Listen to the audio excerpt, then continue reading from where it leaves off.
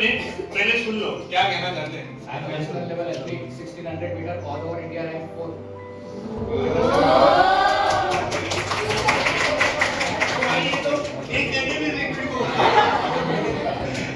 यहाँ पे atmospheric pressure calculate कर रहे हैं। अभी अपन वर्धा में हैं और वर्धा में सेन एकेडमी में, और इस सेन एकेडमी का जो हाइट है वो सी लेवल से कितना है, लगभग 1000 मीटर है। तो वहां पे तुमको प्रेशर ज्यादा सांस लेने में प्रॉब्लम हो रहा है क्या? नहीं, क्योंकि एटमॉस्फेरिक प्रेशर सबके लिए सेम है। हाँ ओपन करो, हाँ ओपन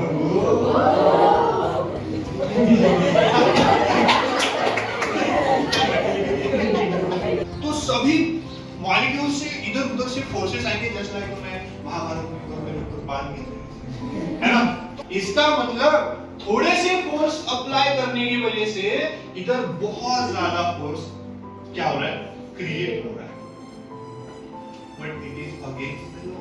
ऐसा कैसे हुआ कि सिर्फ F1 फोर्स थोड़ा सा अप्लाई करने की वजह से F2 ज्यादा फोर्स अप्लाई हुआ?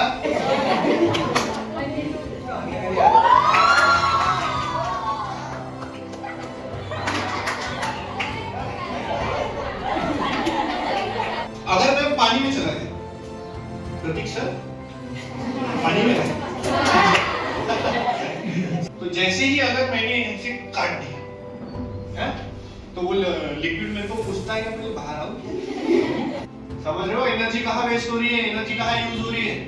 अरे नहीं, 2 न्यूटन अप्लाई करने के लिए इसको 10 मीटर आगे नीचे धकेलना पड़ेगा, तब 20 न्यूटन से ये सिर्फ कितना ऊपर आएगा, 1 मीटर। तो ऐसे मॉलिक्यूल्स जो आपस में बॉन्डिंग बनाना पसंद करते हैं खुद ही के मॉलिक्यूल के साथ, उसको बोला जाता है कोहेसिव फोर्स ऑफ अट्रैक्शन। सब लोग अपने हाथ ऐसे करो, ठीक है, और ऐसे करके पुश करो जोर से, ऐसे, है ना, ऐसे परपेंडिकुलर डायरेक्शन में जोर से पुश करके रखो फॉर 5 सेकंड, ठीक है। 5 4 सुजन कर रहा है, 3 2 1। अब धीरे से रिलीज करके देखो। तो मैकेनिकल प्रॉपर्टीज ऑफ फ्लूइड में कल हमने देखा कि जब भी कोई लिक्विड में किसी ऑब्जेक्ट को डाला जाता है तो उस लिक्विड की वजह से उस ऑब्जेक्ट पे कितना प्रेशर अप्लाई होता है। तो उसके लिए एक डेरिवेशन हमने किया था कुछ इस तरीके से। समझो वी हैव वन कंटेनर और इस कंटेनर के अंदर हमारे पास एक लिक्विड में हमारे पास एक कंटेनर है, छोटा सा सिलेंडर जिसको अपन बोलेंगे, और समझो उस सिलेंडर की हाइट है, सम हाइट इज h, कि वो जो है इस सरफेस से कितना डिस्टेंस अंदर है, h हाइट अंदर है, ठीक है। तो h डिस्टेंस अंदर होने के बाद इसके बॉटम पे जो इस पे प्रेशर लगेगा वो प्रेशर हमको फाइंड करना था। तो उसके लिए हमने क्या किया कि ये due to its own weight vertically downward direction में फोर्स लगाएगा mg, ठीक है। इसके ऊपर से फोर्स लगेगा F1 और इसके नीचे से फोर्स लगेगा F2, या फिर इसको F1 बोलेंगे और इसको बोलेंगे F2। तो for equilibrium condition, yes, equilibrium condition के लिए हम क्या बोल सकते हैं कि नीचे से लगने वाला फोर्स F1 प्लस ऊपर से लगने वाले फोर्स, नीचे से लगने वाला फोर्स माइनस ऊपर से लगने वाले force minus F2 is equals to क्या हो जाएगा, इस पे total force acting on this body is 0, right है। F1 is equals to F2 plus mg भी बोल सकते हैं आप। तो यहाँ हमें मिलेगा फोर्स का फार्मूला अप्लाई करने के बाद प्रेशर P1 इनटू एरिया। तो इस पे जो भी एरिया रहेगा, ये एरिया और ये एरिया दोनों का सेम रहेगा, force acting on the same area. Mass का formula in terms of density क्या होगा, yes density into volume into g minus F2 की जगह आप क्या लिखोगे, P2 into A is equals to 0। आप देख सकते हैं यहाँ पे वॉल्यूम की जगह हम रिप्लेस कर देंगे किसको, एरिया इनटू हाइट, जो भी हाइट इस सिलेंडर की है, minus P2 into A is equals to 0। यहाँ पे सेम टर्म कैंसिल कर देंगे और हमारे पास सिर्फ क्या बचेगा, yes P1 minus P2 is equals to, ये उधर शिफ्ट हो जाएगा, h rho g, and this equation is given by Gauss and hence it is called Gauss pressure. So the pressure inside the liquid by any object, on any object, उसको हम Gauss pressure कहेंगे and it will be calculated by this formula, that is h rho g. Understand? समझ में? बहुत ही simple है। कोई भी object किसी भी हाइट का जब भी किसी सिलेंडर के अंदर कंटेनर के अंदर डाला जाएगा, suppose this is the container और यहाँ पे इसको रखा गया है, ठीक है? तो यहाँ से लगने वाला प्रेशर ले लो P1, ऊपर से लगने वाला प्रेशर ले लो P2, इसके हाइट कैलकुलेट करो, if height of container is given, then P1 minus P2, it will be H, then density into G. Simple. यही फार्मूला हर इक्वेशन में आपको अप्लाई करना है। जहाँ पे भी ऐसे कंटेनर हाइट या फिर कोई ऑब्जेक्ट किसी पर्टिकुलर हाइट पे रखा गया है from the level of a liquid, ठीक है? It is at H depth from the surface, then इस पे कौन सा फार्मूला अप्लाई होगा? Same to same H rho g, that will be the pressure on that object. ये चीजें हमने कर दी, समझ में आया? यस। देन इसके बाद हमने बात की थी ATM। ATM मतलब एटमॉस्फेरिक प्रेशर, ठीक है? Atmospheric pressure. सो 1 ATM का जो वैल्यू होता है उसके बारे में डिस्कस करना है, but before that let me introduce a pascal law. So pascal law क्या कहता है कि जब भी आप किसी वेसल में जो लिक्विड से भरा हुआ है और एक वेसल है जो एयर से भरा हुआ है, लिक्विड की प्रॉपर्टी होती है कि इट इज इनकंप्रेसिबल। इनकंप्रेसिबल मतलब कि उसको कंप्रेस नहीं किया जा सकता, ठीक है? तो इनकंप्रेसिबल मतलब अगर किसी कंटेनर में एयर भरी हुई है तो क्या आप उसको प्रेशराइज करके और कंप्रेस कर सकते हो? हाँ या नहीं? एयर को कर सकते हैं। सिंपली सिलेंडर में लिक्विफाइड गैस जो होती है वो एयर को कंप्रेस कर करके ही भरी जाती है ना? जो आप वो डिओड्रेंट स्प्रे वगैरह सेंट लगाते हैं उसको भी कंप्रेस करके ही भरा जाता है, बराबर? बट अगर लिक्विड हमारे पास है, 1 लीटर बॉटल में 1 लीटर लिक्विड भरने के बाद पिस्टन को ऊपर से दबा दबा के क्या लिक्विड को कंप्रेस किया जा सकता है? नहीं किया जा सकता। बॉटल विल ब्लास्ट, है ना? या फिर कहीं से तो भी वो रास्ता देख लेगा जहां से वो लिक्विड क्या हो जाएगा, बाहर निकल जाएगा। सो इट इज इनकंप्रेसिबल, ठीक है? तो पास्कल लॉ का कहना ये है, और इससे बहुत बड़े-बड़े इन्वेंशन, बहुत बड़े-बड़े डिस्कवरीज हुए हैं कि जब भी कंटेनर में लिक्विड रखा गया है तो लिक्विड पे अगर आप प्रेशर लगाते हो तो that pressure is equally applied on each molecule and on each particle, each place inside that vessel, even on the wall of the container, जिस कंटेनर में उस लिक्विड को रखा है। क्या कहा मैंने? मैंने ये कहा कि जब हम किसी क्लोज कंटेनर में लिक्विड के ऊपर प्रेशर लगाते हैं तो जितना प्रेशर आप उस सरफेस पे लगाओगे, पूरा का पूरा प्रेशर जो है वो कहाँ पे लगेगा? पूरे लिक्विड के मॉलिक्यूल पे, लिक्विड के हर जगह पे जिस कंटेनर में वो लिक्विड रखा हुआ है। अंडरस्टैंड? समझ में आया? मतलब अगर मैं मेरे बालों पे प्रेशर लगाता हूं, if I am a liquid, than equal pressure is applied on my toes. It is the meaning जो मैं आपको समझाने की कोशिश कर रहा हूं कि कंटेनर में एक बॉटल है आपके पास, बॉटल के टिप पे अगर आप थोड़ा सा भी फोर्स लगा दो पर्टिकुलर एरिया पे तो उसके बॉटम पे भी उतना ही प्रेशर अप्लाई होगा जितना प्रेशर आपने टिप पे लगाया। समझ में है? तो इसका यूज इतने अलग और अच्छे तरीके से किया गया कि अगर हम किसी लिक्विड पे प्रेशर अप्लाई करते हैं, फोर्स अप्लाई करते हैं, तो वो फोर्स, वो प्रेशर पूरे लिक्विड पे कैसा डिस्ट्रीब्यूट होता है? इक्वली एंड अनडिमिनिश्ड, मतलब खत्म नहीं होता। इट विल बी ट्रांसफर आगे आगे आगे आगे होता जाएगा, ठीक है? तो उसका देखो यूज कैसे किया गया।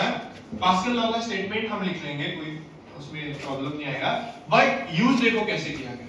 तो क्या किया कि एक कंटेनर लिया ऐसा, और इस कंटेनर पे हम यूज करते हैं जिससे प्रेशर अप्लाई कर सकते हैं, और ये पूरा पैक होता है। इसका नाम हमने इससे पहले सुना होगा, इसे कहते हैं पिस्टन, ठीक है? This piston is having particular area, late it B A1, and we are going to apply a force F1 on that particular piston, and this container is filled with the liquid.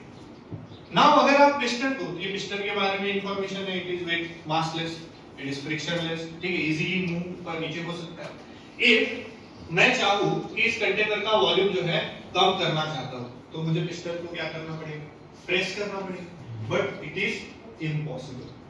क्यों? क्योंकि container is fully packed, there is no place to flow the liquid from any point. तो मैं अगर press करने की कोशिश करूं so liquid will apply equal pressure on that piston, ठीक है? न्यूटन थर्ड लॉ के हिसाब से इक्वल फोर्स उस पे अप्लाई होगा, बट अगर मैं उस पे फोर्स अप्लाई करूं तो वो फोर्स या वो प्रेशर जिसकी वजह से मैं फोर्स की वजह से प्रेशर क्रिएट होगा, वो प्रेशर हर एक लिक्विड के मॉलिक्यूल पे अप्लाई होगा और वो लिक्विड का मॉलिक्यूल किस पे प्रेशर अप्लाई करेगा? Wall of the container, walls of the container. बात समझ में आ गई? तो अगर वो कंटेनर की वॉल वीक है, कांच से बने, ऐसा कोई तो भी जगह है जो बहुत वीक है, जहां पे अरेंजमेंट ऑफ एटम प्रॉपर्ली नहीं हुई है, तो और ज्यादा प्रेशर अप्लाई करने की वजह से वो जगह क्या हो जाएगी? ब्रेक हो जाएगी और वहां से लिक्विड फ्लो होने का रास्ता ढूंढ लेगा। समझ में आया? कितने प्रेशर से उस होल से लिक्विड बाहर निकलेगा? उतने ही प्रेशर से जितना प्रेशर हमने क्या किया है? अप्लाई किया है। You are getting my point? अब उन्होंने क्या किया कि इस कंटेनर को यहां से गैप दे दिया और गैप देने के बाद जस्ट साइड में एक बड़ा सा कंटेनर रखा जिसकी हाइट इक्वल थी, बट उसका एरिया कैसा था? बहुत बड़ा। हाइट इक्वल बट एरिया कैसा था? बहुत बड़ा। एंड इसमें भी सेम टू सेम लिक्विड भरा हुआ था पहले से। So now both the container are filled with the liquid, और भर भर के लिक्विड इसमें टॉप तक भरा हुआ है। And this is the second piston जो हम यहाँ पे यूज कर रहे हैं। ठीक है, तो इसको P1 या S1 जो भी बोलना है, P1 नहीं बोलेंगे, प्रेशर से अप्लाई करेंगे तो इसको S1 पिस्टन बोलेंगे, इसको S2 पिस्टन बोलेंगे। इस S1 पिस्टन का एरिया A1, इस S2 पिस्टन का एरिया क्या ले लेंगे? A2। नाउ पास्कल के हिसाब से फोर्स अप्लाई होने के बाद यहाँ पे क्या क्रिएट होगा? बोलो, pressure. So that will be the P pressure यहाँ पे क्रिएट हुआ। Agree? This P pressure will equally travel to the container of area A2। मानते हो ये सब कि ये अफवाह है? नहीं, पास्कल का कहना ही ये है कि अगर आपने फोर्स लगाया पर्टिकुलर एरिया पे तो वहां पे प्रेशर क्रिएट होगा and that pressure will equally distributed undiminishedly to the container. तो यहाँ पे भी P ही प्रेशर क्रिएट होगा ना? तो दोनों कंटेनर में प्रेशर सेम होगा या डिफरेंट होगा? सेम होगा। ये चीज समझ में आ गई? सेम क्यों होगा? नहीं तो कंटेनर बड़ा है सर, ये कंटेनर छोटा है सर, तो इसका तो कोई किसी को डाउट नहीं है, राइट? दोनों कंटेनर छोटे बड़े होने के बावजूद लिक्विड तो एक ही है और एक ही फोर्स अप्लाई हो रहा है, तो उसकी वजह से यहाँ पे भी प्रेशर अप्लाई होगा। एंड नाउ मूवेबल चीज कौन सी है हमारे पास? अभी पिस्टन नंबर 2। और ये प्रेशर क्या करेगा? इस पिस्टन को ऊपर धकेलेगा। By which force? By force F2। Agree? इसी समझ में आया यहाँ तक? अब हमने क्या किया, ये ऑब्जर्वेशन हुआ कि भाई प्रेशर इस कंटेनर का और प्रेशर इस कंटेनर का इक्वल तो था। ये प्रेशर किसकी वजह से क्रिएट हुआ? F1 अपॉन बराबर है force per unit area A1, और ये प्रेशर ने क्या क्रिएट किया? Force F2 on area A2। जब ऑब्जर्वेशन किया गया F2 फोर्स का तो ऐसा लिखा गया कि F1 मल्टीप्लाइड बाय ये A2 इधर शिफ्ट हुआ A2 अपॉन A1। ठीक है, तो ये F2 जो मिला हमको सेकेंड फोर्स, उसका ऑब्जर्वेशन देखो क्या है। ये F2 जो है हमको दिख रहा है डायरेक्टली किसके साथ प्रोपोर्शनल है? F1 के साथ। तो अगर मैं F1 ज्यादा लगाऊं, जितना ज्यादा लगाऊं उतना F2 उतना ज्यादा मिलेगा। सही है, डायरेक्टली प्रोपोर्शनल होने के कारण। दूसरी चीज ऑब्जर्व करो, A2 it is directly proportional to A2। इसका मतलब ये एरिया जितना बड़ा होगा ये F2 मेरे को उतना ज्यादा मिलेगा। समझ में आ रही है? और ये एरिया A1 के बारे में, फोर्स तो मैं 10 न्यूटन ही लगाऊंगा नो डाउट, बट एरिया जितना छोटा होगा इधर F2 मेरे को उतना ज्यादा मिलेगा। इसका मतलब थोड़े से फोर्स अप्लाई करने की वजह से इधर बहुत ज्यादा फोर्स क्या हो रहा है? क्रिएट हो रहा है। But it is against the law. जितना ऊपर जाएगा मैं उतना अंदर जाके क्या कर सकता हूँ? सांस इजीली या फिर ले सकता हूँ। उसके ज्यादा में तो मेरा बॉडी का संतुलन हिल जाएगा। जितना दोगे उतना ही मिलेगा। सही है ना? एनर्जी जो है क्रिएट नहीं की जा सकती, ये सिर्फ ट्रांसफर हो सकती है ना? तो ऐसा कैसे हुआ कि सिर्फ F1 फोर्स थोड़ा सा अप्लाई करने की वजह से F2 ज्यादा फोर्स अप्लाई हुआ? और अभी इन सब चीजों का यूज किसके लिए किया जाता है? अगर मैं यहाँ पे एक डायस बना दूं और इस डायस के ऊपर एक टार्जन की कार रख दूं, तो छोटे से फोर्स की वजह से बड़ा फोर्स अप्लाई होगा, क्रिएट होगा, जो इस कार को क्या कर सकता है, उठा सकता है। इसलिए तो वो जो लोग होते हैं वो गैरेज वाले, वो क्या करते हैं, वो हल्का सा ऐसा पैर से पुश किया कि पूरी टाटा सुमो खुल आ जाती है ना, बड़ी बड़ी कार ऊपर आ जाती है पंचर सुधराने के लिए, वर्क करने के लिए हल्का सा फोर्स अप्लाई। अरे क्या हम में इतनी ताकत है क्या वो गाड़ी को हम उठा सके? नहीं। तो वो गाड़ी का कितना तो भी 1 बाय कितना तो भी टाइम्स फोर्स सिर्फ हम अप्लाई करते हैं और उतने से फोर्स की वजह से उतनी बड़ी गाड़ी जो है ऊपर आ जाती है। This is only due to the Pascal. But question is what, ये क्वेश्चन आपको एग्जाम में या एंट्रेंस में या कहीं पे भी नहीं पूछेंगे। हमने पहले ही बोला कि इस चैप्टर को हम किस हिसाब से पढ़ रहे हैं, ठीक है। तो ऐसा क्यों? क्योंकि ये सवाल तो आप नहीं पूछते, शायद पता नहीं पूछते भी करते, बट मैं कर रहा हूं कि ऐसा कैसे हो सकता है कि थोड़े से फोर्स से ज्यादा फोर्स क्रिएट, मतलब मैं इधर ऐसा हल्का सा फोर्स लगा रहा हूं और उधर इतना बड़ा फोर्स क्रिएट हो रहा है, इससे कैसे पॉसिबल होगा? इवन जब हम इंजेक्शन देते हैं, जब लेते हैं, सॉरी देते हैं, हां इंजेक्शन जब लेते हैं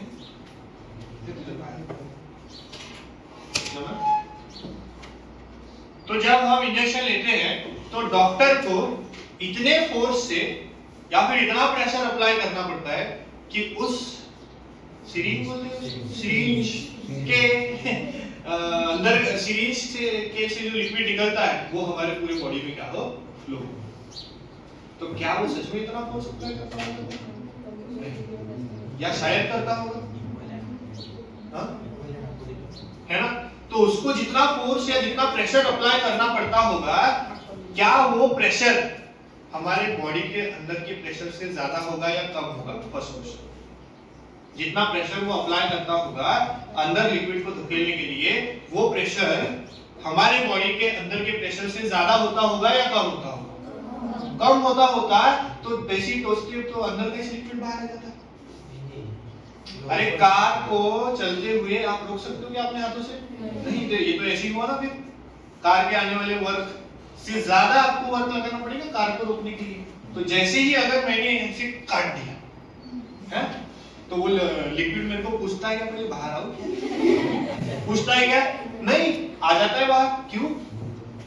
क्योंकि बॉडी के अंदर का फोर्स से जो वो लिक्विड निकलेगा वो प्रेशर कैसा है, ज्यादा है। तो मैं वही हाँ तो उस फ्लो में जब मैं वो इंजेक्शन लगा रहा हूँ तो उस लिक्विड को मेरे को सिर्फ उसमें क्या कर देना है, छोड़ देना है, समझ में? और वो बहुत ही बारीक उसका एरिया होता है, बहुत ही छोटा एरिया होता है। अब छोटा एरिया का रीजन क्या है? क्योंकि छोटे एरिया में लिक्विड जो है वो बहुत ज्यादा स्पीड में फ्लो हो सकता है, बड़े एरिया में लिक्विड बहुत कम स्पीड में फ्लो होता है। वो आगे आपको बर्नौलीज इक्वेशन ऑफ कंटिन्यूटी में देखने को मिलेगा, ठीक है। तो यहाँ पे ये चीज समझ में आई, बट क्वेश्चन इज व्हाट कि ऐसा कैसे पॉसिबल हुआ? तो बहुत ही सिंपल है कि क्या हो क्या रहा है यहाँ पे, जो फोर्स अपन अप्लाई करेंगे उसके वजह से ये जो फोर्स अपने को मिल रहा है ये इससे बहुत टाइम ज्यादा है। इमेजिन करो प्रथम कि फोर्स हमने अप्लाई किया 2 न्यूटन, ठीक है, और एरिया बहुत छोटा लिया, ठीक है, 0.1 मीटर स्क्वायर, और दूसरा एरिया हमने बहुत बड़ा लिया, let it be 1 metre square. So the force we are getting by applying 2 newton कितना हो गया? 2 न्यूटन में से कितनी? बोलो 2 न्यूटन मतलब कितना? हाँ 2 न्यूटन मतलब कितना? 0.2 केजी। जस्ट लाइक 200 ग्राम की बॉडी को उठाने के लिए जितना फोर्स लगेगा दैट इज द 2 न्यूटन। तो 2 न्यूटन का हमने अप्लाई कर दिया इतने एरिया पे, और इतने एरिया पे हमको F2 मिल रहा है। So formula for F2 is A2 upon A1 into what? Into क्या? F1. Now put the value and it is very easy calculation for you guys. Area A2 is 1, F1 is 2 and divided by 0.1. ठीक है, metre square है, so it is 20 metre. So सीधा सीधा force क्या हो गया? 10 times बढ़ गया, है ना? जितना आपने अप्लाई किया उसके कितना बढ़ गया? 10 times, just by doing this, है ना? So it is depend on what? area. Now I am going to reveal this कि कैसे ये पॉसिबल है, इतने से इतना होता है, वो आपके एग्जाम में शायद नहीं रहेगा, आपको सिर्फ याद रखना है। तो ऐसा है कि जितना लिक्विड आप यहाँ से धकेलोगे, पुश करोगे, उतना ही इधर जमा होगा, है ना? जितना हम पुश करेंगे इस कंटेनर से उतना ही उस कंटेनर में जाएगा।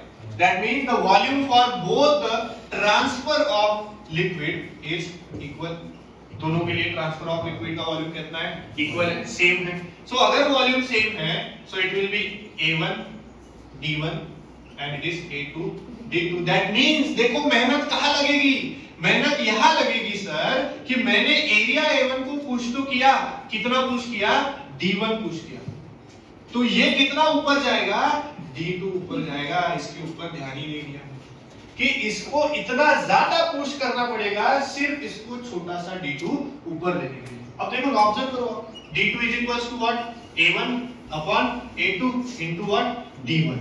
नाउ सी D2 जो ये थोड़ा सा ऊपर जाएगा, it is depend directly on area A1। अब एरिया A1 को हम खुद कैसा ले रहे हैं, बहुत कम। तो अगर ये बहुत कम होगा तो D2 कितना मिलेगा, बहुत कम, डायरेक्टली प्रोपोर्शनल। समझ पा रहे हो चीजों को? यहां A2 देखो कितना ले रहे हैं हम, बहुत ज्यादा, तो D2 is inversely proportional to A2, तो ये A2 बहुत ज्यादा तो D2 फिर से कम। ये D1 देखो जितना ज्यादा अंदर पुश करोगे उतना D2 का वैल्यू बढ़ेगा and it is totally A1 और A2 की वजह से कम होगा। तो अगर समझो मुझे 2 न्यूटन की वजह से 20 न्यूटन मिल रहा है, इमेजिन 10 गुना हो रहा है, ठीक है, तो मेरे को इस D2 को 1 मीटर बढ़ाने के लिए इसको कितना मीटर अंदर धकेलना पड़ेगा, 10 मीटर। समझ रहे हो एनर्जी कहां वेस्ट हो रही है, एनर्जी कहां यूज हो रही है, it is conservation of energy only. इसके अलावा कुछ नहीं, ये सिर्फ आंखों का देखने वाला नजरिया है कि F1 फोर्स अप्लाई किया, F2 बना, 2 न्यूटन अप्लाई किया, 20 न्यूटन बना। अरे नहीं, 2 न्यूटन अप्लाई करने के लिए इसको 10 मीटर आगे नीचे धकेलना पड़ेगा, तब 20 न्यूटन से ये सिर्फ कितना ऊपर आएगा, 1 मीटर। समझे आप चीजों को? This is conservation of energy ही है। कहीं पे एनर्जी कहीं पे आप क्रिएट नहीं कर सकते, it is just a transfer. इसी समझ में आया मैं क्या बोला, सबको समझा या फिर से एक बार बताओ, समझ में आ गया पक्का? यस। तो ये जो है ये फॉलो होता है। तो कोई भी आके आपको एक सवाल पूछे कि भाई ऐसे कैसे पॉसिबल है, 2 न्यूटन से 20 न्यूटन, बाप रे, और हम कितने ये हो रहे ना कि मैं पहले 100 रुपए कमा रहा था, आज मैं 1000, तो उसके पीछे मेहनत कितनी है ना? कोई अचानक से थोड़ी ना डबल ट्रिपल हो रहा है, 10 टाइम्स होने के पीछे मेहनत कितनी करनी पड़ रही है। एक छोटे से एरिया पे फोर्स कितना अप्लाई करेंगे, बहुत ज्यादा, बट बहुत ज्यादा के लिए इसको कितना डिस्प्लेस कराना पड़ेगा भाई, 10 मीटर, तब ये कितना मीटर ऊपर जाएगा, 1 मीटर ऊपर जाएगा। तो अब समझ में आपको चीजें, तो ये होता है कंजर्वेशन ऑफ एनर्जी का। अब इसी को लेके हुए हम आगे बढ़ते हैं, ठीक है। So this is the formula जो यहाँ पे हमको मिला कि F2 हमको इतना मिलेगा। नाउ सी, अब सभी चीजें आपके लिए इंपॉर्टेंट है प्लीज, है ना? तो हमारे पास मर्क्यूरी भरा हुआ है एक container, you know mercury, yes. So let me tell you the forces between the liquid first. पता है या नहीं, एक बार देख लो। तो लिक्विड के अंदर इंटरमॉलिक्यूलर फोर्स ऑफ अट्रैक्शन होते हैं, ठीक है, मॉलिक्यूल्स और मॉलिक्यूल्स के बीच में, and they are very close and short range forces up to 10 to the power minus 9 metre, मतलब 1 नैनोमीटर के लिए। अगर कोई लिक्विड के मॉलिक्यूल 1 नैनोमीटर से दूर हो जाते हैं तो वो एक दूसरे को अट्रैक्ट नहीं कर पाते। आप देखना, एक मॉलिक्यूल वाटर का इधर रखो, उसके बाजू में रखो, वो अट्रैक्ट नहीं करते, है ना? बट जैसे ही एक दूसरे के पास में चले गए तो वो एक दूसरे में समा जाते हैं। नाउ इमेजिन फेविकॉल एंड दूसरा वाटर, 2 लिक्विड हम ले रहे हैं, या फिर मर्क्यूरी, सबने देखा हुआ है मर्क्यूरी के बारे में, सबको पता है। हाँ, now imagine mercury and Fevicol, ठीक है। मर्क्यूरी एंड फेविकॉल ये 2 एग्जांपल है हमारे पास, एंड दोनों में इंटरमॉलिक्यूलर फोर्स ऑफ अट्रैक्शन है। इंटरमॉलिक्यूलर फोर्स ऑफ अट्रैक्शन मतलब जो एक दूसरे के मॉलिक्यूल्स को पकड़ के रखते हैं। अब इसमें 2 टाइप्स पॉसिबल है। पहला कि मॉलिक्यूल्स अपने खुद के मॉलिक्यूल्स को ही पकड़ के रखता है, माने H2O है तो H2O को ही पकड़ना प्रेफर करता है, अट्रैक्ट करना प्रेफर करता है। फेविकॉल का मॉलिक्यूल है तो वो फेविकॉल के मॉलिक्यूल्स को पकड़ना प्रेफर करेगा, या फिर फेविकॉल दूसरे किसी मॉलिक्यूल्स के पास जाना या उसको अट्रैक्ट करना पसंद करता है। तो इसमें 2 कैटेगरी हो जाती है इंटरमॉलिक्यूलर फोर्स ऑफ अट्रैक्शन की, एक होती है कोहेसिव और एक हो जाती है एडहेसिव फोर्स ऑफ अट्रैक्शन। एक कोहेसिव फोर्स ऑफ अट्रैक्शन और दूसरा एडहेसिव फोर्स ऑफ अट्रैक्शन। को मतलब होता है सेम, अडहे का मतलब होता है अलग अलग। तो ऐसे मॉलिक्यूल्स जो आपस में बॉन्डिंग बनाना पसंद करते हैं खुद ही के मॉलिक्यूल के साथ, उसको बोला जाता है कोहेसिव फोर्स ऑफ अट्रैक्शन। और ऐसे मॉलिक्यूल्स जो दूसरों के साथ कांटेक्ट या फिर बॉन्ड बनाना अच्छा लगता है उनको बोलते हैं adhesive force of attraction. So now Fevicol और मर्क्यूरी, तो फेविकॉल में कौन सा फोर्स ऑफ अट्रैक्शन अच्छा है? कोहेसिव अच्छा है या एडहेसिव अच्छा है? आप सोचो, क्यों एडहेसिव अच्छा है भाई? क्योंकि वो दूसरों को चिपकना पसंद है ना? उस पे बॉक्स पे लिखा होता है इट इज गुड एडहेसिव करके, है ना? वो दूसरे मॉलिक्यूल्स के साथ वॉल ऑफ द कंटेनर कोई जहां पे भी जिस चीज को आपको चिपकाना है तो वो चिपकाने के तो काम में आता है, तो इसका मतलब it is a good adhesive. तो फेविकॉल बोलता है I am a good adhesive. वही मर्क्यूरी देखो, आप सरफेस पे भी छोड़ दोगे ना तो भी वो अपने मॉलिक्यूल्स को पकड़ के रखता है, चिपकता नहीं किसी भी सरफेस के साथ। So it is good cohesive. तो इसका कोहेसिव फोर्स अच्छा है, मतलब force between the molecule is good, and adhesive मतलब ऐसे लिक्विड जिसका वॉल्स के साथ या दूसरे पार्टिकल्स के साथ अच्छा बॉन्डिंग बनाता है। तो दोनों टाइप के फोर्सेस समझ में आ गए। ओके, नाउ हमने सिर्फ एग्जांपल के लिए यहाँ पे ना मर्क्यूरी लिया, ठीक है, ये है हमारा मर्क्यूरी, और एक टेस्ट ट्यूब लिया है। टेस्ट ट्यूब समझते हो, जानते हो, टेस्ट ट्यूब देखा होगा आपने, है ना? तो ये टेस्ट ट्यूब है, और इस टेस्ट ट्यूब को, और इसमें भी हमने क्या भरा है? मर्क्यूरी। ना ऐसे ही लिया और इस मर्क्यूरी को पलटा दिया,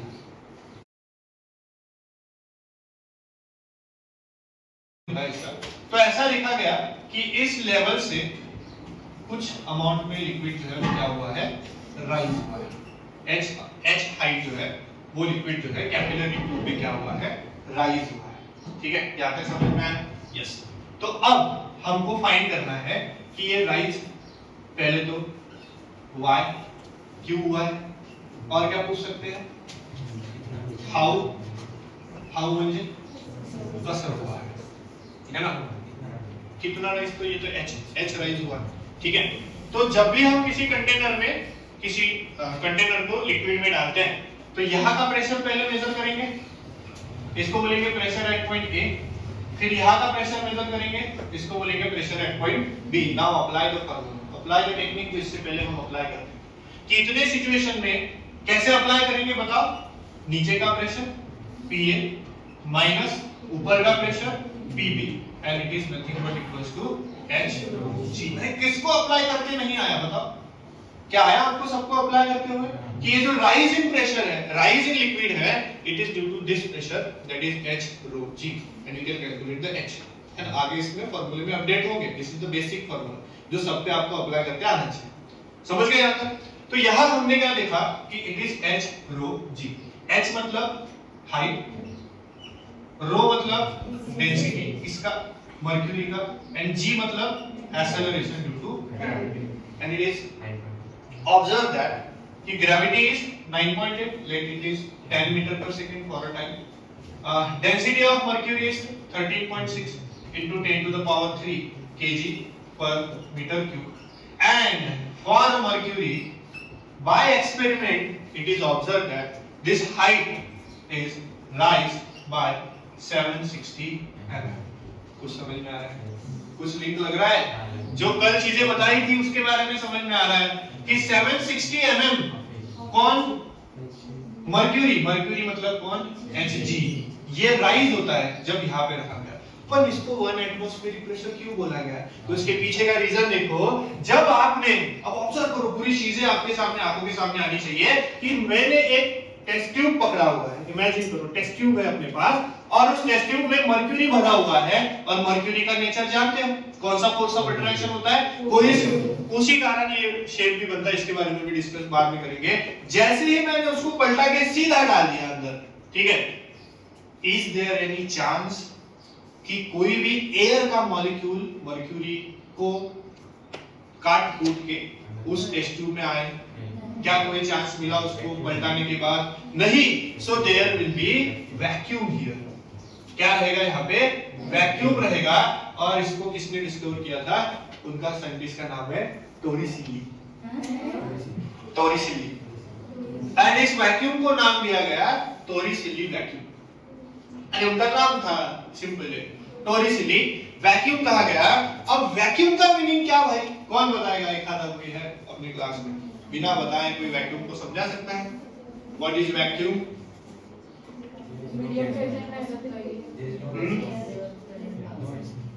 एयर इज अपसेट। वैक्यूम का डेफिनेशन है द पॉइंट या फिर the area where the gas pressure is less than the atmospheric pressure. क्या समझे? ऐसा पॉइंट, ऐसी जगह जहां पे गैस प्रेशर एटमॉस्फेरिक प्रेशर से कैसा है, कम है, उसे क्या कहा जाएगा? वैक्यूम। और यहाँ पे एटमॉस्फेरिक प्रेशर से प्रेशर कैसा है? कम है। एटमॉस्फेयर में कितना प्रेशर होता है? तो सर पी नॉट, ठीक है ना? तो ये सरफेस है, प्रथम प्लीज फर्स्ट तो यहाँ पे आप देख सकते हैं कि एटमॉस्फेरिक प्रेशर है, यहाँ पे भी एटमॉस्फेरिक प्रेशर है, तो इस लिक्विड के लेवल के ऊपर कौन सा प्रेशर होगा? बोलो एटमॉस्फेरिक प्रेशर। इस लिक्विड के लेयर के ऊपर कौन सा प्रेशर होगा? बोलो एटमॉस्फेरिक प्रेशर। सही है, समझ में आया ना? वो लिक्विड एटमॉस्फेयर के कांटेक्ट में है, तो लिक्विड के सरफेस के ऊपर कौन सा प्रेशर होगा? एटमॉस्फेरिक प्रेशर होगा। और पर्टिकुलर हाइट पे प्रेशर कैसा होता है? समझो ये सी पॉइंट है, तो यहाँ पे एच हाइट, यहाँ से सी पॉइंट ले लो, यहाँ पे सी डी पॉइंट ले लो, तो क्या सी पे जो प्रेशर होगा वही डी पे प्रेशर होगा? अगर ये भी एच हाइट के अंदर है तो? यस और नो? यस। तो इसका मीनिंग यही है जो पास्कल ने हमको इनडायरेक्टली बताया था कि एक सेम हॉरिजॉन्टल लेवल पे प्रेशर कैसा होता है? सेम होता है। हमेशा याद रखोगे, सेम हॉरिजॉन्टल लेवल पे प्रेशर कैसा होता है? सेम होता है। इसलिए तो कल जो एग्जांपल लिए थे डिफरेंट एरिया के, बट उनकी हाइट कैसी थी? सेम थी, तो सब पे प्रेशर कैसा अप्लाई हुआ था? सेम अप्लाई हुआ था। तो इस पर्टिकुलर हॉरिजॉन्टल लाइन पे प्रेशर कैसा होगा? बोलो सेम होगा। तो क्या इस पर्टिकुलर हॉरिजॉन्टल लाइन पे भी प्रेशर सेम नहीं होगा? क्या होगा सर? तो यहाँ पे भी कौन सा प्रेशर होगा? एटमॉस्फेरिक प्रेशर होगा। That means we can say the PA is nothing but the PO, that is atmospheric pressure. अरे बोल सकते हैं atmospheric pressure. And what about PV sir? अरे it is in vacuum, so PV क्या हो जाएगा? 0। And finally हमने लिख दिया कि PV is what? 0। Therefore by using the mercury we are going to find PA minus PB is equals to H। H मतलब कितना? 760 mm, मतलब 10 to the power minus 3 into density 13.6 into 10 to the power 3 into gravity 10। PA कितना है? P naught। PB कितना है? 0। Multiplication करके देखो कितना आएगा? It will be 1033 कुछ तो भी आएगा यार, ठीक है? तो इसको अपन 1033, ये -3, ये 3 कैंसिल हो जाएगा, सही है? 1033। ओके, तो इसको कैलकुलेट करने के बाद आपको 10 टू द पावर 5 न्यूटन पर मीटर स्क्वायर इतना आंसर मिलेगा। 1.033 into 10 to the power 5 Newton पर मीटर स्क्वायर आंसर मिलेगा। और इसको पास्कल ने बताया था, तो इसका यूनिट क्या भी हो सकता है? Pascal. And finally P naught is what? P naught is atmospheric pressure। Hence at atmospheric pressure the pressure जो हम पे लगता है वो सेम टू सेम कितना लगेगा? 1.033 into 10 to the power 5 pascal, जो कि जब लिक्विड 760 mm मतलब कितना सेंटीमीटर? 760 mm मतलब कितना सेंटीमीटर? 76 सेंटीमीटर, बराबर है ना? 10 mm मतलब 1 सेंटीमीटर, 20 mm मतलब 2 सेंटीमीटर, 100 mm मतलब 10 सेंटीमीटर, तो 760 mm मतलब 76 सेंटीमीटर। तो 76 सेंटीमीटर का मर्क्यूरी जब कितने हाइट पे जाएगा? सॉरी 70 कोई मर्क्यूरी जब 76 सेंटीमीटर ऊपर जाएगा तो उसके नीचे जितना प्रेशर होता है उतना प्रेशर अभी हम पे अप्लाई हो रहा है, समझे? इट इज जस्ट लाइक कि हम किससे घिरे हुए हैं? मर्क्यूरी से। और हमारे फुट से अगर मेजर किया जाए तो हमारे ऊपर कितना लिक्विड है मर्क्यूरी का? 76 सेंटीमीटर लिक्विड है। जितना वो प्रेशर अप्लाई करेगा वो बॉटम पे, उतना प्रेशर एक्चुअली हम पे क्या हो रहा है? अप्लाई हो रहा है। इमेजिन कर पा रहे हो चीजें जो मैं बता रहा हूँ? 76 सेंटीमीटर जब मर्क्यूरी भर जाएगा, उसके नीचे आप खड़े हो जाओ तो आपके सर पे जितना प्रेशर लगेगा उतना प्रेशर एक्चुअली अभी हम पे अप्लाई हो रहा है। तो ठीक समझ रहे हैं? क्लियर है? कोई डाउट है किसी को? नहीं? पक्का? So this much amount of pressure is applied on our body. And जैसे ही हम और नीचे नीचे नीचे नीचे जाते जाएंगे, हम पे प्रेशर जो है वो क्या होते जाएगा, बढ़ता जाएगा, क्योंकि the height is calculated from this position. ठीक है, इतने पोजीशन से रेफरेंस अगर लिया जाए तो यहाँ से कैलकुलेट होगी। ये पूछेंगे क्या बोर्ड में? नहीं पूछेंगे क्या एंट्रेंस में? नहीं। This is for your information. ये वैल्यू पूछ सकते हैं 1 एटमॉस्फेरिक प्रेशर कितना, तो 1 एटमॉस्फेरिक प्रेशर मतलब उतना सर कि जितना 760 mm ऑफ Hg अप्लाई करेगा उसको बोला जाएगा एटमॉस्फेरिक प्रेशर। इसलिए 1.033 into 10⁵ को 760 mm ऑफ Hg कहा जाता है। Getting my point? 760 mm of Hg कहा जाता है। आप बस एक काम करना, इस 10 की जगह आप क्या लिख के ट्राई करोगे 9.8 and then you will check the answer कि कितना आएगा। किसी को कुछ पूछना है यहां से? Yes, anyone? सुजल? नहीं? किसी? सर वैक्यूम में प्रेशर जीरो कैसे होगा? वैक्यूम में जो एटमॉस्फेरिक प्रेशर होता है, अगर कहीं पे भी एटमॉस्फेरिक प्रेशर से गैस प्रेशर कम है, एटमॉस्फेरिक प्रेशर से कहीं भी प्रेशर कम है, तो वहां पे अपने आप वैक्यूम क्रिएट होगा। क्यों? एयर का एब्सेंस। क्योंकि हाँ, in the absence of air. अब हम एक एग्जांपल करके देखो, सब लोग अपने हाथ ऐसे करो, ठीक है, और ऐसे करके पुश करो जोर से, ऐसे, है ना, ऐसे परपेंडिकुलर डायरेक्शन में जोर से पुश करके रखो फॉर 5 सेकंड। ठीक है, 5 4 सुजल कर रहा है, 3 2 1। अब धीरे से रिलीज करके देखो कि हाथ चिपक गए, जैसे लग रहा है। क्यों ऐसा हुआ? क्योंकि अभी हमारे हाथों के बीच में कौन सा प्रेशर था? Atmospheric pressure. जैसे ही पुश किया क्या हुआ? एयर जो है वो क्या हो गई? गायब हो गई। और जैसे ही एयर जो है गायब हो गई तो वहां पे लो प्रेशर हुआ, और वो ऐसी जगह बन गई जहां पे एटमॉस्फेरिक प्रेशर से प्रेशर कैसा हो गया? कम हो गया। So there is a vacuum. समझ में आया? यस? हाँ, नहीं है, कुछ भी नहीं रहेगा उस सिचुएशन में। यस, ठीक है, तो यहाँ तक समझ में आया। Now we are going to move towards our experiment, जिसके बारे में पहले थोड़ी चीजें मैं बता देता हूँ। अब जो हम करने वाले हैं वो कुछ अलग है, आपको एकदम मतलब वो नॉलेजफुल होगा आपके लिए, और एंट्रेंस में बहुत ज्यादा काम में आएगा वैसे सवाल जब आपको आएंगे। ठीक है, तो let's start from the first कि about the pressure. So currently we are at 1 atm, ठीक है, 1 atmospheric pressure, and we are at a height 1000 meter from the sea level. What is sea level? The level at which we calculate the normal atmospheric pressure. और यहाँ पे atmospheric pressure calculate कर रहे हैं। अभी अपन वर्धा में हैं, और वर्धा में सेल एकेडमी में, और इस सेल एकेडमी का जो हाइट है वो सी लेवल से कितना है? लगभग 1000 मीटर है। तो वहां पे हमको प्रेशर ज्यादा सांस लेने में प्रॉब्लम हो रहा है क्या? नहीं, क्योंकि एटमॉस्फेरिक प्रेशर सबके लिए सेम है। तो अगर मैं यहाँ पे सांस लूं, ठीक है, तो मेरा चेस्ट फूल रहा है, सांस ले रहा हूँ, इजीली मैं रिलीज कर पा रहा हूँ। वो कॉर्नर पे जाओ, इधर उधर, आप लोग भी यही करें, सबको आसान होगा जितना आपको आसान होगा, बराबर। बट समझो प्रतीक सर पानी में गए, 1 मीटर अंदर चले गए। अब 1 मीटर अंदर जाने के बाद क्या होगा? कुछ तो प्रेशर अप्लाई होगा मेरे पे, है ना? तो जल्दी जल्दी बताना, क्योंकि पानी के बाहर आना पड़ेगा। हाँ, तो अगर समझो मैं 1 मीटर पानी के अंदर गया, तो 1 मीटर पानी के अंदर राहुल मेरे पे कुछ तो भी प्रेशर अप्लाई होगा ना? कितना अप्लाई होगा? So it is h rho g। h मतलब 1 मीटर, rho मतलब डेंसिटी, और g मतलब ग्रेविटी। ठीक है, तो h rho g इतना प्रेशर मेरे को 1 मीटर के अंदर अप्लाई होगा। तो सभी मॉलिक्यूल से इधर उधर से फोर्सेस आएंगे, जस्ट लाइक मैं महाभारत में होगा, मेरे ऊपर बाण गिर रहे हैं, है ना?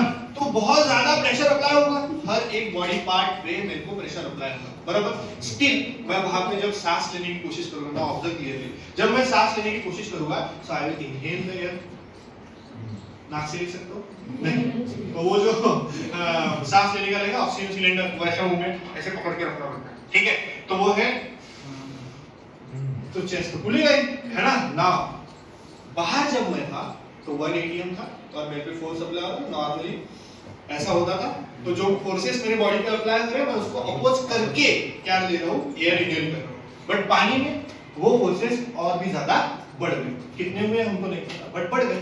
तो जब मैं सांस लेने की कोशिश करूंगा तो चेस्ट जब ऐसा खुलेगा, तो वो फोर्सेस मेरे पे अप्लाई हो रहे ना, तो पहले के कंपैरिजन में अब मेरे को प्रॉब्लम होगा या आसानी होगी? प्रॉब्लम होगा, है ना? क्योंकि इसका सिंपल सा एग्जांपल है कि मैं अभी एयर पे हूं और मेरे ऊपर गद्दी डाल दूं, या फिर कोई जो भी प्रेशर रख दो मेरे चेस्ट के ऊपर, बॉडी के ऊपर, तो सांस लेने के लिए जो चेस्ट में फुलाऊंगा तो उस चेस्ट को कोई ऐसे पुश करने का काम करेगा, तो वो काम कौन कर रहा है 1 मीटर के अंदर। उस 1 मीटर के अंदर जो प्रेशर रहेगा वो तो मेरे को प्रॉब्लम फेस करना पड़ेगा ऑब्वियसली। और 1 मीटर अंदर चला गया और 1 मीटर अंदर चला गया, तो प्रेशर क्या होते जाएगा, बढ़ता जाएगा। अरे अगर मैं बहुत अंदर चला गया और ये जो प्रेशर मैं अप्लाई कर रहा हूं, देखो ये जो प्रेशर अप्लाई कर रहा हूं, अगर समझो बाहर का प्रेशर इससे ज्यादा हो गया तो क्या मैं कर पाऊंगा? नहीं, क्योंकि बाहर का प्रेशर बहुत ज्यादा है। मैं जैसे ही चेस्ट फुलाने जाऊंगा प्रेशर में नीचे दबा देगा। नहीं समझ में आया है ना? तो इसकी वजह से बहुत अंदर जाने के बाद पानी में हम सांस नहीं ले पाएंगे, नहीं ले सकते, है ना? तो मैं एज अ फिजिक्स टीचर अगर मैं पानी में गया और आप पानी में गए तो हम सब पे प्रेशर तो सेम अप्लाई होगा, but it is depend on the capacity अपनी अपनी कि आप कितना अंदर जाके सांस ले सकते हैं, कितना अंदर जा सकते हैं, है ना? समझ में आया आपको चीजें? हाँ, तो अब हम चेक करने की कोशिश करेंगे कि प्रतीक सर कितना पानी में जा सकते हैं, है ना?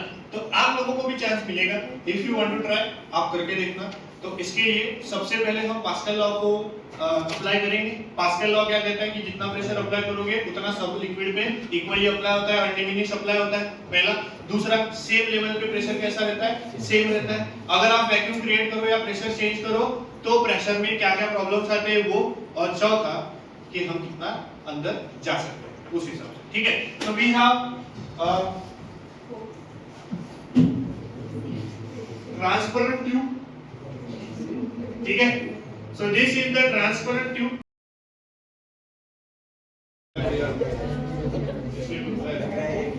हाँ तुम बोलो। हाँ सर, ब्लैक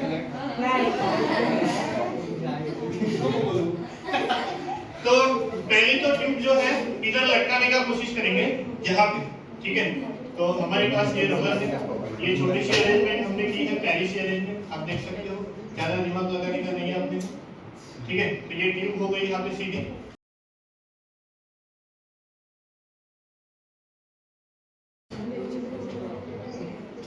हाँ ठीक है, यहाँ तक दिख रहा है?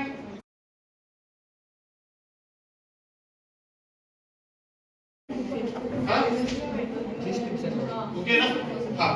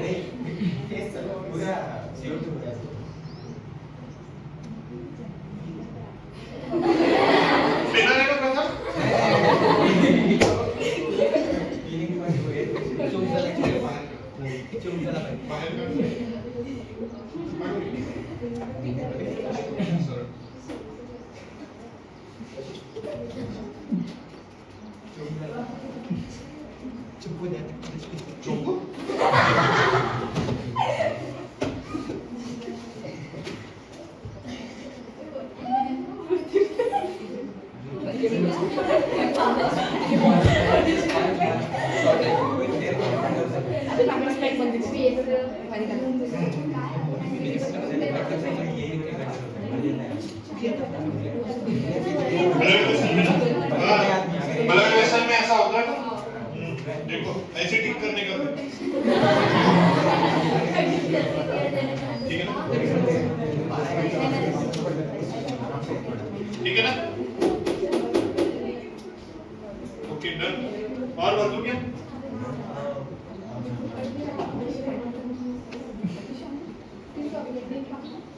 ठीक है, लेट्स डू वन थिंग, इसको थोड़ा इधर आ जाओ,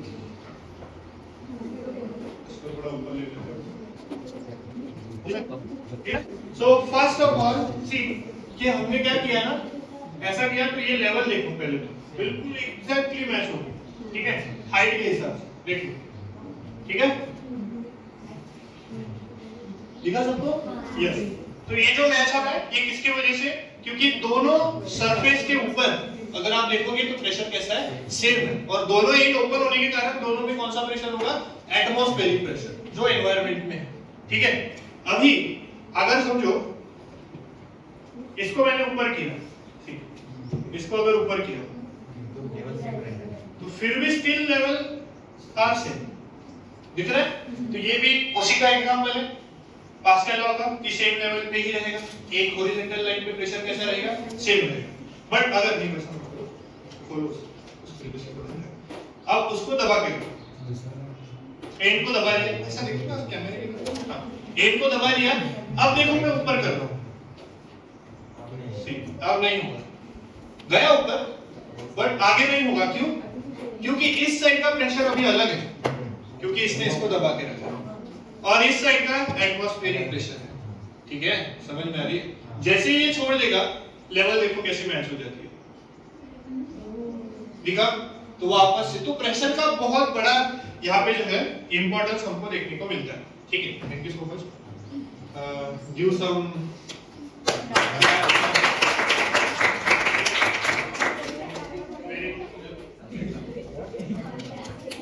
नाउ अब कौन आएगा?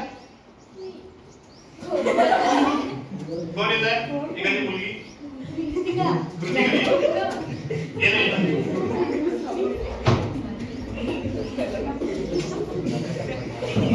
वहां से झाकल उठा और बॉटल पे झाकल लगा और पेन ले लो वहां से एक गुड पी के रख दो, बॉटल रख दो, झाकल और पेन। हाँ, नाउ एक क्या बोलते हैं उसको, ऐसे अप्रोक्सीमेट हमको 1 मीटर का नोटेशन करना है यहाँ पे।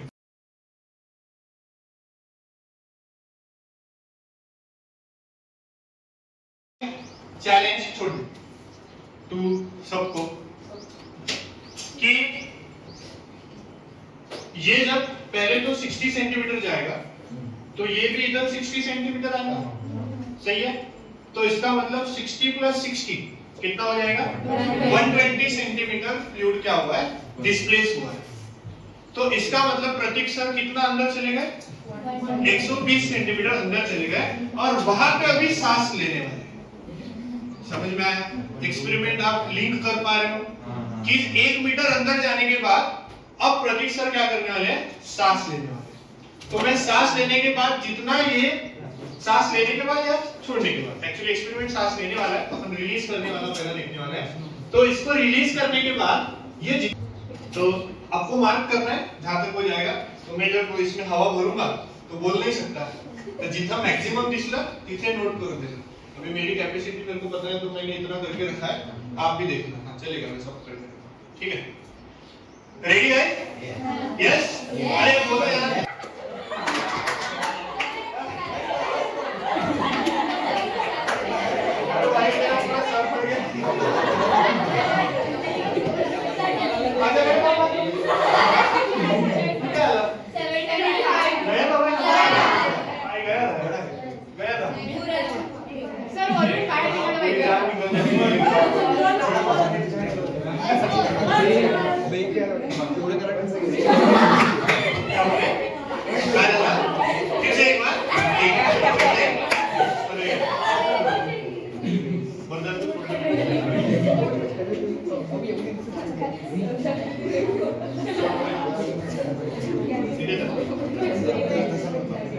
हाँ देखो, ते तुझ्या आवाज कमी नाही, हे दिसत आहे ना की याच्यामुळे लोकच आहे दिसतंय ना? जास्त असं हाँ चलो रेडी रेडी, चलो 1 2 3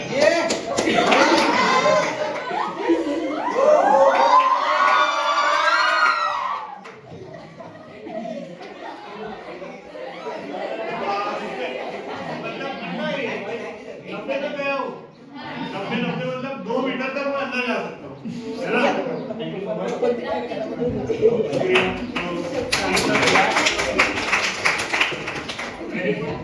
तो यहाँ पे अब रहेगा अंदर खींचने में, बाहर का तो छोड़ दो, बाहर का तो रिलीज आसानी से हो जाएगा। क्यों आसानी से? क्यों होगा? क्योंकि अंदर जाने के बाद जब मैं एयर रिलीज करने की कोशिश करूंगा तो मेरे चेस्ट पे लगने वाला प्रेशर मेरे को हेल्प करेगा या अपोज करेगा? हेल्प करेगा, है ना? और चेस्ट दबाएगा तो जिसकी वजह से इजीली एयर लेवल बाहर निकल जाएगी। बट अब अंदर लेने का, ठीक है? अभी आप ऑब्जर्व करो, मेरे मुंह की तरफ मत देखना। चलो शुरू करते हैं। तो यहाँ से करता ना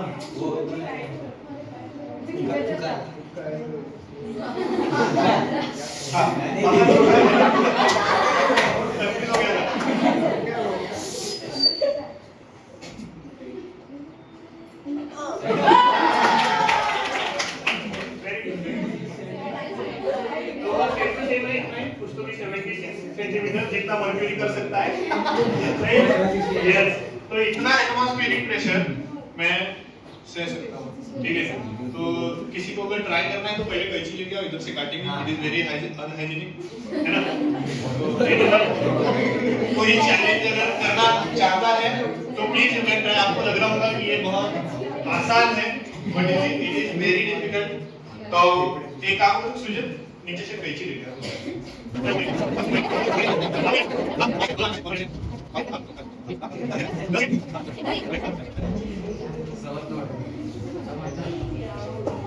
सूर्य आपका कैमरा भाई 1.5 घंटे तक रिकॉर्ड कर रहा है इस कैमरा।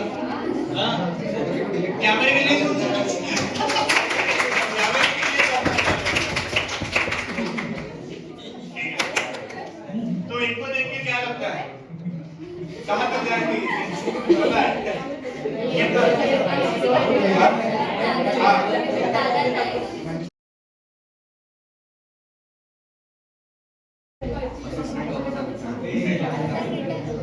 ये हमने कट कर दिया, ठीक है। यस रेडी है। अगर आपको ऐसा लगता है कि ये बाहर जा रहा है तो छोड़ देना, यहीं तक आपकी जीत है। और एक ही दूसरी बात होता है एक ही हाइट पे ना ये दोनों, एक ही हाइट पे ना। हाँ दूसरी बात एक ही इसमें ब्लो करना है, ऐसे ऐसे नहीं, एक ही, ठीक है। चलो ready 1 2 3 start. Okay it's okay double नहीं, ठीक है डबल नहीं, एक ही। कोई बात नहीं आराम से करो इट्स ओके होता है। देखो इतना नर्वसनेस होता है, आप लोग बैठे बैठे मस्त हंसने बढ़िया बजा देना।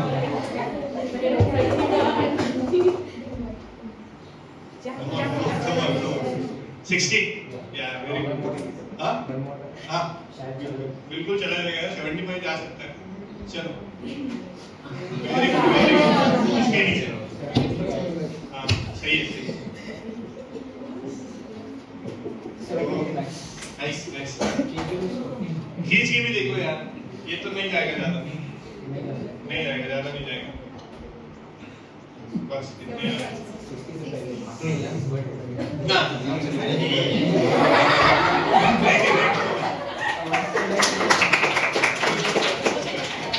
एनीवन नेक्स्ट आ जाओ।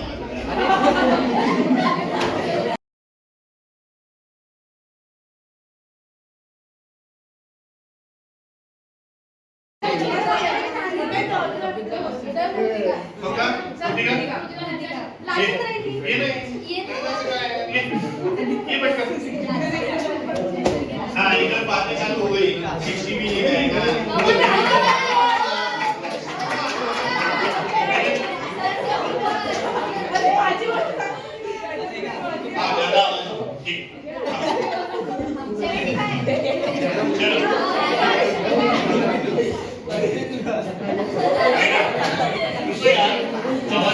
थोड़ा सा आवाज 1 2 3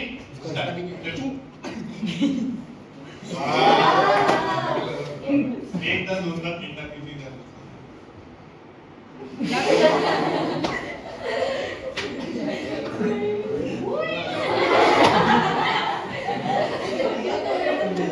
हाँ अरे लेंस पड़ेगा।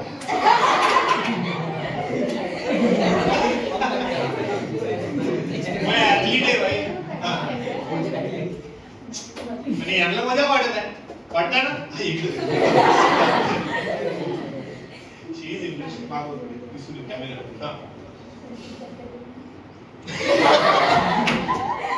ये तो होता ही नहीं ना, ये तो होता ही नहीं अंदर वाला तो पॉसिबल नहीं है। अपन ने लाइट पे लगाई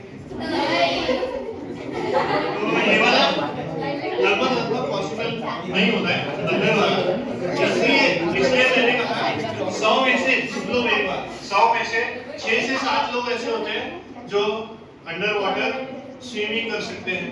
आपको वो स्नोर्लिंग पता है, मतलब अंदर जाके घूमना, फिश वगैरह देखे जाते हैं, उसको स्कूबा डाइविंग वगैरह शायद कहते हैं। तो वहां पे अंदर जाके वो ऐसा मुंह में लगाते हैं और उससे सांस लेना पड़ता है, नाक से छोड़ना पड़ता है।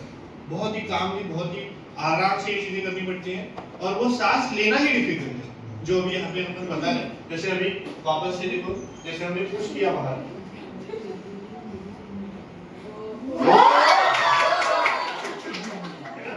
तो इतना कर सकता है, और भी कर सकता हूँ। 3-4 मीटर जाके मैं स्विम कर सकता हूँ। पहले तो प्रैक्टिस की ना, इनमें कितने चांस लिया मैं भी लेता तो इससे भी बेहतर कर सकता हूँ। ठीक है, तो यहाँ पे ये होता है हमारा लगभग 1 मीटर, 1 मीटर इधर, 1 मीटर इधर, तो इट इज 2 मीटर। ठीक है, तो 1 एटमॉस्फेरिक प्रेशर जो है वो डबल हो जाता है 2 एटमॉस्फेरिक प्रेशर। कब? जब आप 10 मीटर अंदर जाते हो। क्या समझे? समझ में आया?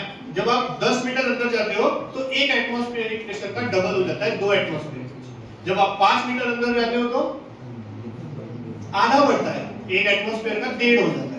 ठीक है, तो एक सबमरीन जो है वो लगभग 900 मीटर अंदर जाती है। सोचो 900 मीटर, 10 मीटर से 1 एटमॉस्फेरिक प्रेशर बढ़ता है, तो 900 मीटर से कितना बढ़ेगा? 900 एटमॉस्फेरिक, 900 से कितना बढ़ेगा? 90 एटीएम बढ़ जाता है भाई। तो यहाँ पे अगर आप देखो तो हमारा यहाँ पे 103300 ले लो, सही है, 10 to the power 5। तो इसको कितना मेजर करोगे आप? इसको कितना बोलेंगे? 1,03,300। तो इतना प्रेशर जो है वो 1 एटमॉस्फेयर में होता है, जो 1 मीटर स्क्वायर पे अप्लाई होता है। 900 मीटर अंदर जाने के बाद सबमरीन पे, कैन यू इमेजिन, सबमरीन पे कितना एक्ट होता होगा? लगभग 90 टाइम्स ज्यादा। समझ रहे हो? 90 टाइम्स ज्यादा, मतलब इसको अगर मैं 100 से मल्टीप्लाई कर दूं तो 2 जीरो और बढ़ जाएंगे। तो अब पढ़ो कितना है? कितना है? 1,03,20,000। मतलब करोड़ों के आसपास फोर्स लगता है एक सबमरीन पे। तो उसको बनाने के लिए किस मेटल की और क्या फिजिक्स सप्लाई होता होगा, सोचो। उस सबमरीन को इतने अंदर जाके लेवल पे तैराना। आपको पता है सबमरीन के पहले कितने सारे वो मूवीज आए हैं जिन पे अटैक हुए हैं, जो बहुत ज्यादा मतलब हादसे हुए हैं बड़े-बड़े, पता है? छोटे-छोटे चीजों की वजह से, बिल्कुल छोटे-छोटे चीजों की वजह से। तो ये बहुत ज्यादा इंपॉर्टेंट हो जाता है कि किसी भी मशीन को प्रॉपरली अरेंज करना, प्रॉपरली बनाना। सब लोग गाड़ी चलाते हैं, है ना? हम बाइक चलाते हैं। जो बाइक चलाते हैं उनके बाइक में चेन होता है, ठीक है? तो जैसे जैसे चेन को घुमाया जाता है वैसे वैसे चक्का घुमाया जाता है। अब हाईवे पे हम बाइकर्स कितने स्पीड से गाड़ी चलाते हैं? लगभग 80, 90, 100, है ना? उसके ऊपर भी चले जाते हैं कभी कभी। 80, 90, 100 के स्पीड से गाड़ी चलाते हुए वो मशीन हम चला रहे हैं, और कैन यू इमेजिन कि ट्रस्ट किस पे होता है? गाड़ी पे नहीं, किस पे? चलाने वाले पे। और चलाने वाला ठीक से चला रहा है और गाड़ी में थोड़े से के लिए अगर धोखा दे दिया तो क्या हो जाएगा? समझो गियर लटक गया 80 किलोमीटर के स्पीड से, क्या हो जाएगा? जब भी गाड़ी रुकेगी भाई, स्लिप होगी तो कहाँ गिर जाएगा। समझो गाड़ी की चेन गिर गई, साइकिल की जैसे गिरती है गाड़ी की भी गिरती है भाई। मेरे खुद के साथ हुआ है, 30-40 की स्पीड में था इसलिए बच गया, जगह पे स्लिप होके मैं गिरा वहीं पे। 80, 90, 100 के स्पीड से अगर आपकी गाड़ी का चेन सेट गया हुआ है, मशीन का चेन सेट, मशीन ही बोलेगी ना उसको, एक दांत में से अगर वो चेन निकल गई, कुछ भी हो गया, लटक गई, तो एट द इंस्टेंट आप पे 80 किलोमीटर, ऐसा सोचो कि 80 किलोमीटर पर सेकंड के स्पीड से जाते हुए, किलोमीटर पर आवर के स्पीड से जाते हुए ट्रेन से आपने क्या लगाई है? छलांग लगाई। ऐसा फील होगा भाई जब आप 80 किलोमीटर पर आवर की स्पीड से गाड़ी चलाएंगे। तो this is physics boys and girls. ये बहुत ज्यादा इंपॉर्टेंट है कि किसी भी मशीन को टेक्निकली, फिजिकली किस तरीके से तैयार करना है, बनाना है। और ये सारी चीजों के ही ये एक्सपेरिमेंट्स होते हैं पहले कि ऐसा करेंगे वैसा करेंगे। तो बहुत ट्रिमेंडस अमाउंट में यहाँ पे ब्रेन के अंदर की कैलोरीज बर्न होती है जब इन सब चीजों को बनाया जाता है, किया जाता है। समझ पा रहे हो? यस। अब ऐसे ही एक नॉर्मल एग्जांपल है। तो अब हम देखो ना इसको कितना खींच पा रहे हैं, ये देखो, है ना? इससे भी ज्यादा खींच सकता हूं मैं, डोंट वरी। बट इसको खींचने के लिए ज्यादा ज्यादा 2 या 3 मीटर तक जा सकता हूं, 2 या 3 मीटर। पर इमेजिन करो कि अभी मैं यहाँ पे सेकेंड फ्लोर पे, ठीक है, मैं क्या मेरा ठीक है, सेकेंड फ्लोर पे है, और उस सेकेंड फ्लोर से मतलब यहाँ पे अपन और स्केल के नीचे बिल्डिंग में कोई तो भी जूस पी रहा है, ठीक है, तो नीचे ना जाते हुए उसके ग्लास के जूस को अपने को गायब कर, तो ऊपर से स्ट्रॉ तो नहीं डाल सकते, तो हम क्या करेंगे, ये 20 फुट का पाइप जो है सीधा छोड़ देंगे उसके ग्लास, है ना। सर आप 20 फुट की बात करते हो, हम तो 70-80 सेंटीमीटर भी नहीं खींच पाए। तो आप इमेजिन नहीं कर पाओगे कि वो भी नहीं खींचा जाएगा, बट जब आप उसको ऐसे खींचोगे, देखो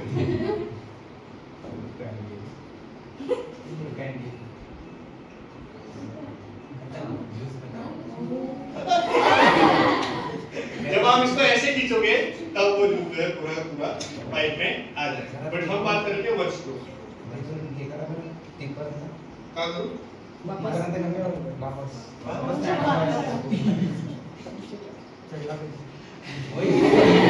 अच्छा वही टास्क है क्या? भाई बहुत दिमाग है आपने रुक रुक के समझ गया मैं उसको क्या बोलना है, पर बहुत डिफिकल्ट है इसको वापस करना।